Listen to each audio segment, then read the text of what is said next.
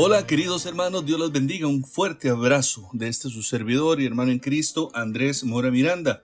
Queridos hermanos, hoy ya entramos al 6º episodio de este podcast que yo espero, confío y le pido mucho a Dios todos los días y a María Santísima, esto les sirva a todos ustedes como me ha servido a mí para el crecimiento y fortalecimiento de nuestra fe.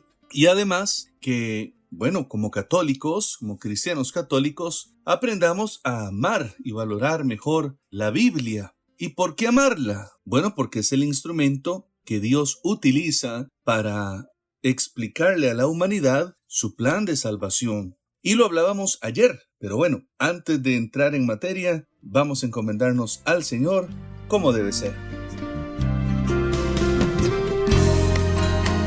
En nombre del Padre, del Hijo y del Espíritu Santo. Amén. Ven Espíritu de Dios, infunde tu fuego en nuestro corazón, en nuestra mente, en todo nuestro ser. Espíritu Santo, entra a nuestro hogar, a nuestro trabajo, en el vehículo, donde quiera que estemos escuchando esta enseñanza. Espíritu de Dios, te decimos una vez más, ven, acoge nuestra alma. Llénanos de ti, transforma nuestro dolor en alegría, nuestras aflicciones en sonrisas, calienta lo que está frío, endereza lo que esté torcido, dirige lo que está extraviado. Espíritu Santo, guíanos, llénanos de ti. Una vez más te lo decimos, llénanos de ti. Y en los inciertos de nuestra existencia, llega hasta lo más profundo de los mismos, sanando, liberando y transformando todo aquello que se encuentre dañado o afectado por el mal. Te pedimos que sanes nuestras heridas, las del alma, las del cuerpo, que cures las enfermedades, las del alma y las del cuerpo, que llenes con tu divina luz nuestra oscuridad. Amén.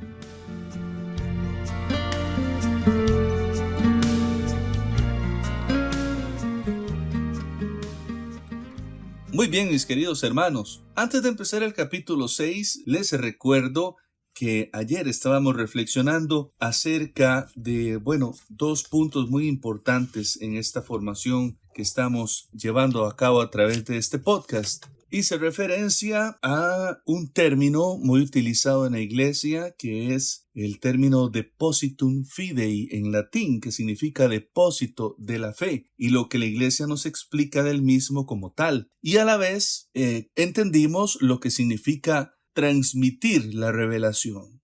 ¿Cómo es que Dios quiso que lo que había revelado para salvación de todos nosotros, de todos los pueblos de la tierra, se conservara para siempre de forma íntegra, y así de esta forma íntegra fuera transmitido a todas las generaciones de todos los tiempos? Muy bien, voy a referirme a la relación que existe entre la escritura y la tradición, y también vamos a hablar un poquito acerca del magisterio de la iglesia. Muchos escuchamos ese término, ¿cierto? El magisterio, dice el magisterio, enseña el magisterio. Bueno, es que magisterio hace referencia a los maestros. Y en este caso, pues la iglesia a lo largo de 2000 años, de más de 2000 años, ha tenido sus maestros, personas que en la fe nos han instruido, orientado, exhortado, aclarado, dirigido en el camino de nuestro crecimiento espiritual. A ese compendio de enseñanzas y formaciones se les llama magisterio. Pero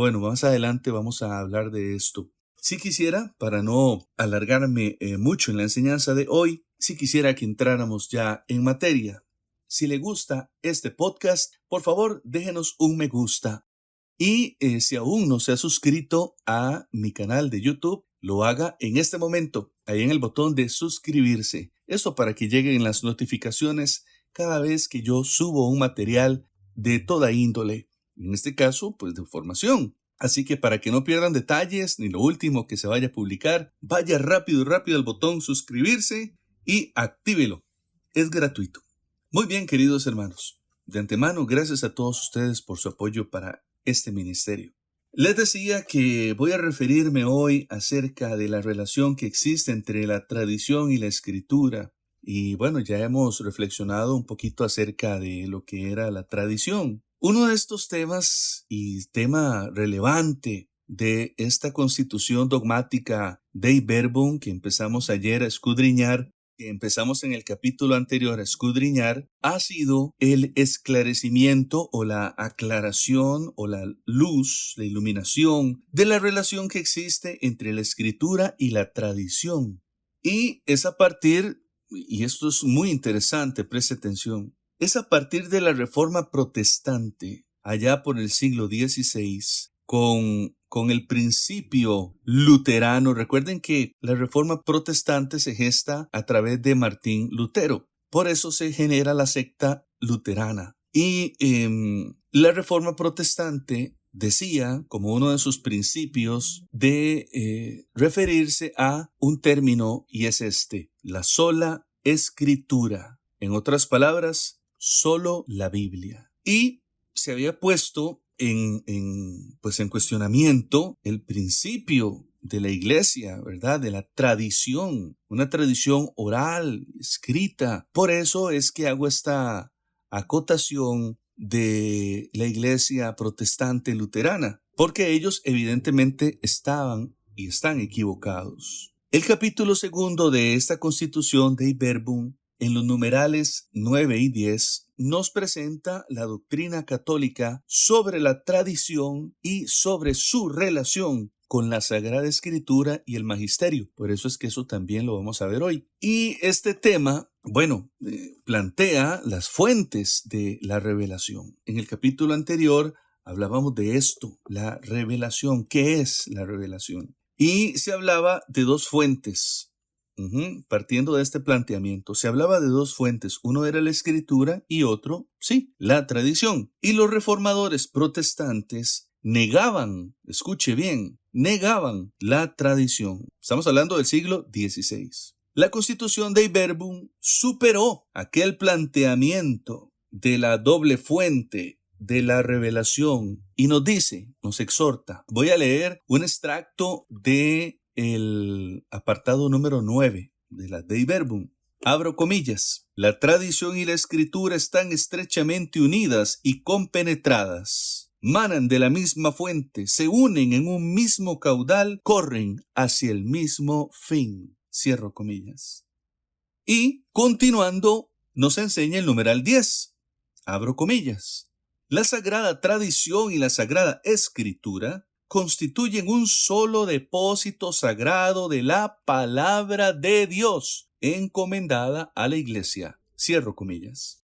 En otras palabras, tradición y escritura respecto de la revelación no son dos fuentes separadas, sino que juntas forman el caudal de donde bebemos la divina revelación y vivimos la vida que Dios nos da con su obra de salvación. La tradición apostólica, hermanos, va creciendo en la iglesia con la ayuda de el Espíritu Santo, que dirige a la iglesia hacia la verdad plena. Por eso recordamos también el día de Pentecostés, el día en que se funda la iglesia. Es el Espíritu Santo quien la dirige y la dirige a la verdad plena. Todo lo que contiene la Sagrada Escritura proviene de la tradición. En otras palabras, la Biblia expresa por escrito la tradición viva de los mensajes y del mensaje y de la obra de salvación.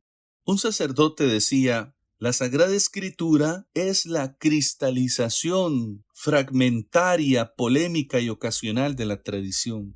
Y se dice así, cristalización, porque lo que era oral y vivo se pone ahora por escrito. Fragmentaria, porque a cada libro no se le puede pedir la totalidad de la revelación. Polémica, porque cada uno de los escritos del Nuevo Testamento son respuestas desde la fe a situaciones concretas que se vivían en aquel momento en las comunidades cristianas. Y ocasional, porque cada escrito surgió en ocasión a algo. No se escribió todo de una vez. Por eso la iglesia, hermanos, no saca exclusivamente de la escritura la certeza de todo lo revelado, sino que también lo saca de la tradición. Sé que estos capítulos posiblemente pueden ser un poco densos, como les decía en el anterior, pero son muy ricos y es importante tratar de entender todo esto tan maravilloso que les comento, les enseño. Otro documento muy valioso y que al principio de esta serie les decía, tengo aquí cerca mío para fundamentar estas enseñanzas, es el Catecismo de la Iglesia Católica. Y voy a hacer referencia con él. Voy a leerles un extracto del Catecismo de la Iglesia donde nos remite un principio fundamental para leer la Biblia según la tradición apostólica. Abro comillas. Leer la Escritura en la tradición viva de toda la Iglesia, según un adagio de los padres. La Sagrada Escritura está más en el corazón de la Iglesia que en la materialidad de los libros escritos. La Iglesia encierra en su tradición la memoria viva de la palabra de Dios y el Espíritu Santo le da la interpretación espiritual de la Escritura. Cierro comillas. Hay que ir aclarando el panorama y hay que ir aclarando todos estos términos y palabras que en muchas ocasiones a veces no se entienden y que tal vez, puedo decir que puede ser un pecadito de nosotros los católicos que no nos hemos propuesto a querer aprender. Entonces, vamos a ir aclarando algunas cosas. Por eso es importante que escuchen todos los capítulos.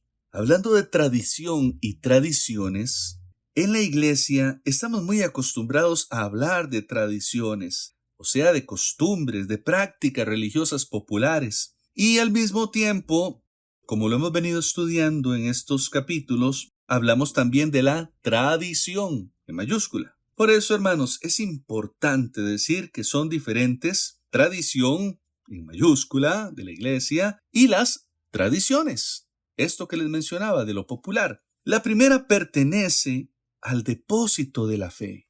¿Se acuerda que era el depositum fidei, el depósito de la fe? Bueno, le recuerdo, el depósito de la fe es aquello que los apóstoles tenían que predicar e interpretar mediante su doctrina, es decir, la realidad misma de Cristo. Recuerde que este término depósito de la fe proviene del Nuevo Testamento y propiamente de cartas de San Pablo y nos habla de un depósito que transmiten los apóstoles. Son esas enseñanzas que los apóstoles tenían que predicar e interpretar mediante su doctrina, es decir, a la realidad misma de Cristo. Y la segunda, pues no. Y como es así, no es normativa de la Iglesia ni de la vida del creyente, hablando de, repito, las tradiciones populares. La diferencia entre tradición y tradiciones. En la tradición hay que distinguir las, entre comillas, tradiciones teológicas. También debemos distinguir las tradiciones disciplinarias, las litúrgicas y las devocionales, que nacen con el pasar del tiempo en las iglesias de cada lugar. Estas tradiciones, veámoslo como que constituyen formas particulares en las que la tradición recibe expresiones que se van adaptando a los diversos lugares y a las diversas épocas. Y que, solo a la luz de la gran tradición, aquellas pueden ser mantenidas, modificadas. También podemos decir, abandonadas bajo la guía del magisterio de la Iglesia.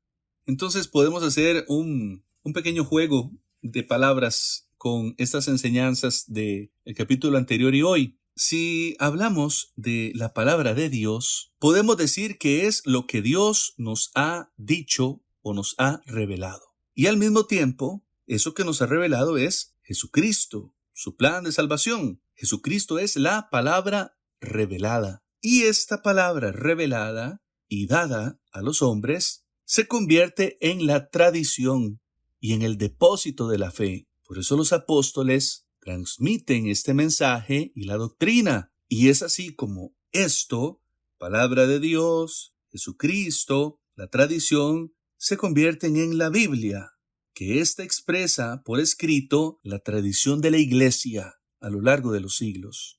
Creo que así quedó más claro. Voy con la segunda parte de este capítulo. Les comentaba al principio que también vamos a hacer referencia en esta enseñanza al magisterio de la Iglesia. Como les decía también, el término magisterio proviene de la palabra en latín magisterium y Pues esta palabra tiene relación con magíster, que significa maestro. Lo escuchamos comúnmente en los títulos universitarios cuando alguna persona se gradúa de máster o magíster. Se gradúa de maestro.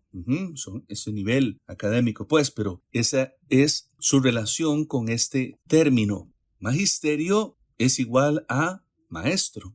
¿Quiénes integran el magisterio? Pues los maestros de la iglesia, todos aquellos que nos han enseñado la doctrina de nuestra fe católica a lo largo de los siglos. En lo referente a Dios y estas relaciones que Él ha querido establecer con nosotros los hombres, solo Dios es el maestro autorizado y legítimo. Él es el autor y fuente de sus relaciones con el hombre.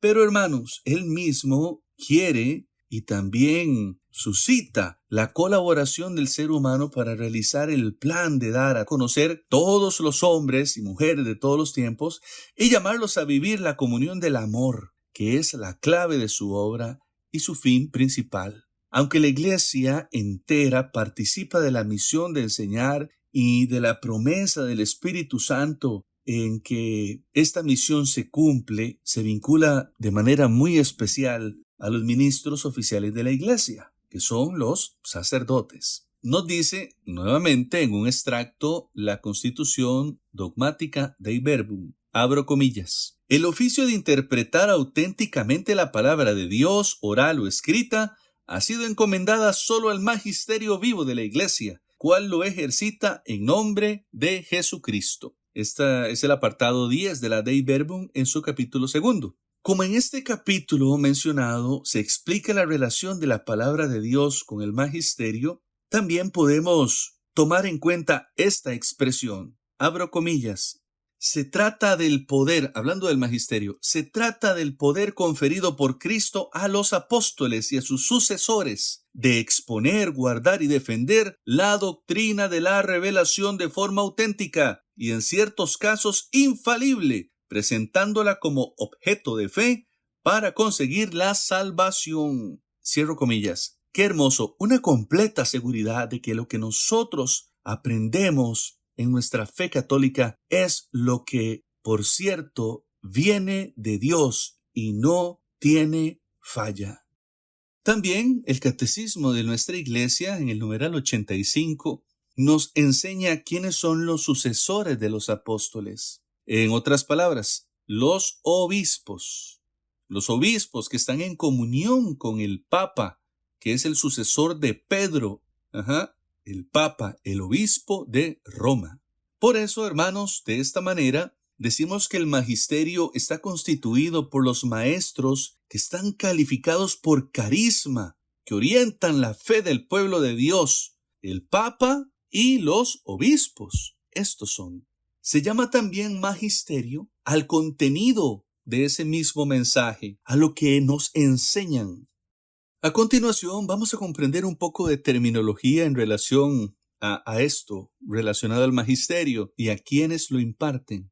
Y a esto se le llama los órganos del magisterio. La dirección suprema de la iglesia le da competencia al colegio episcopal, cuya cabeza es el Papa, que está al frente como la cabeza personal. En cuanto a quienes lo conforman, en quienes lo ejercen el magisterio, ellos son llamados episcopales. Es decir, en quienes lo ejercen, refiriéndose al magisterio, el magisterio es llamado episcopal, papal y colegial. El episcopal es cuando es expresado por cada obispo en su iglesia particular, o sea, lo que dice el obispo en su país, en su cátedra propiamente. Cuando es papal, es cuando es expresado por el obispo de Roma, o sea, el Papa, en su calidad de pastor universal y dirigiéndose a toda la iglesia. Y cuando es colegial, es cuando se refiere a que es propio de la totalidad de los obispos en comunión jerárquica con el Papa. Hay una modalidad que también me gustaría explicarles. Y bueno, en cuanto a la modalidad del ejercicio, se llama magisterio ordinario y magisterio extraordinario. Esas son sus modalidades. La enseñanza de los pastores que acompañan diariamente la vida de todos nosotros los fieles en la iglesia se llama magisterio ordinario.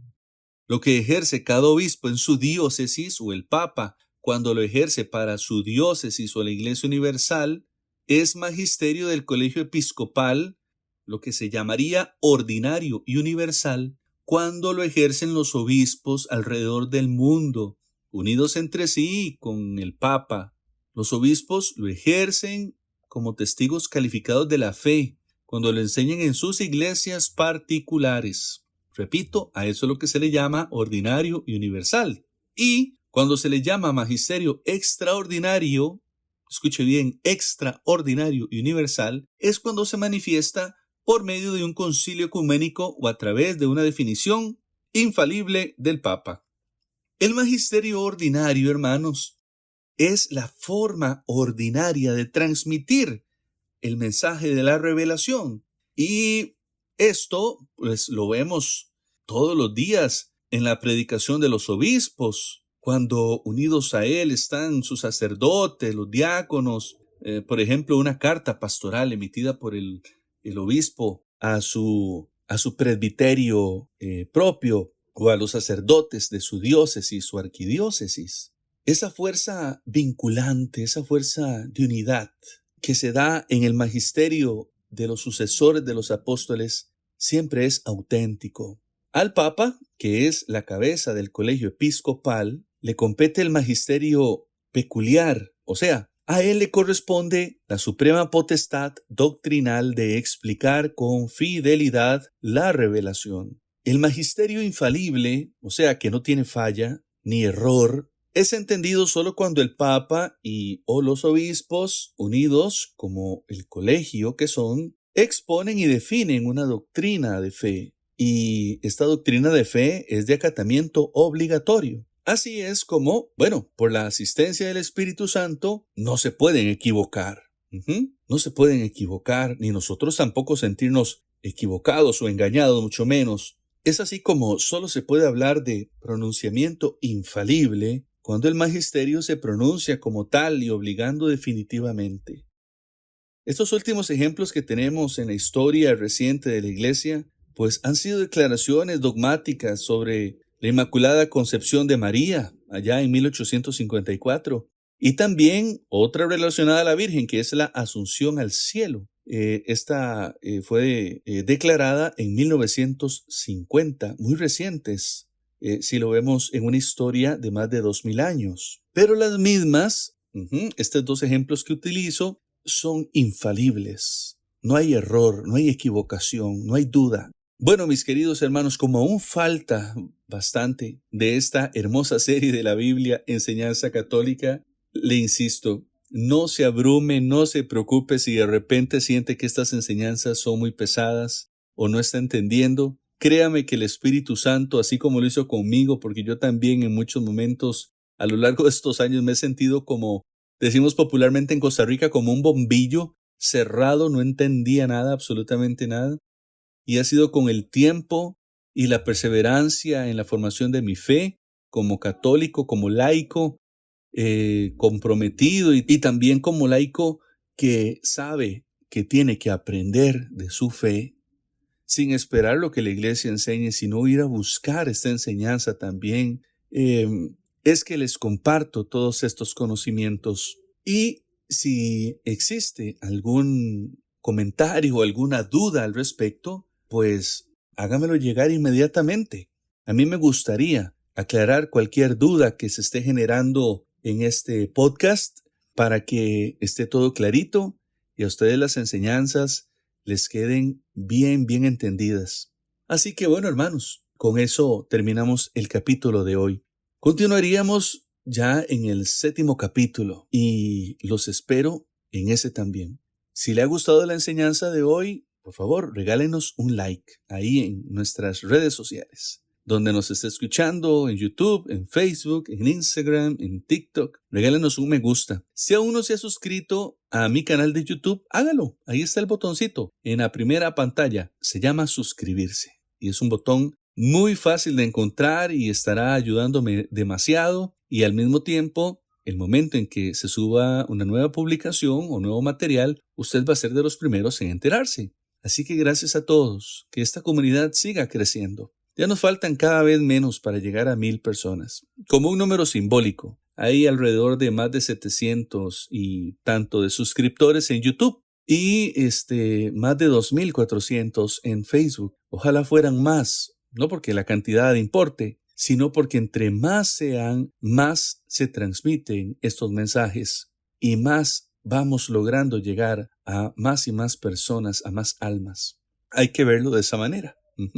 Gracias a todos ustedes, queridos hermanos. Vamos a despedirnos pidiéndole a la Virgencita que nos acompañe.